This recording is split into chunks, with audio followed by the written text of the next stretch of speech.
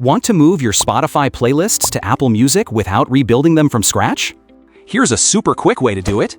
First, open up Playlist Go. You'll see your source platform on the left and your destination platform on the right. Log in to both your Spotify and Apple Music accounts first. Next, on the left side, choose Spotify and pick the playlist you want to transfer from your library. On the right side, select Apple Music as your destination. Now hit Transfer and it'll start matching the tracks in your playlist. Once everything gets matched automatically, you'll be able to see which songs were matched successfully and which ones weren't. After that, just confirm and complete the transfer to move everything into Apple Music.